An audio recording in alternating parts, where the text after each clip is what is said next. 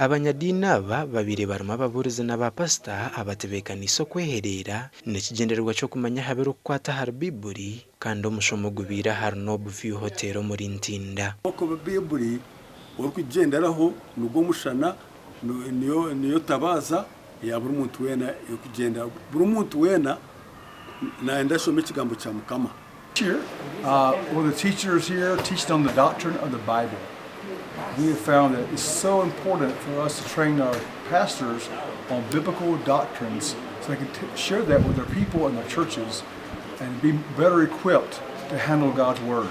Babashaija bashomesibwe emiringo y'ibine kurebereramu amaka gabo okukira munongo kuhereza abana n'abakazi babo bwire. Bingi ebyetaaga okukyusa mu bulamu bw'abantu kubanga amazima tegali mufe.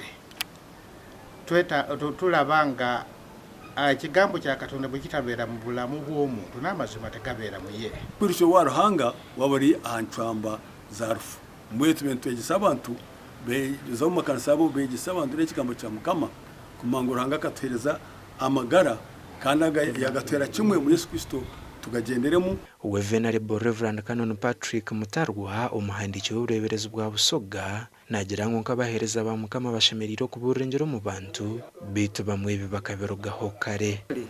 We have learned so much about the doctrine of God's word in this conference, God's doctrine. You don't have to change anything because God is the creator and his word has the power to transform man, transform people.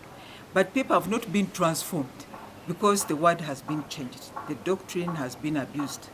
Agacencwire Edwin.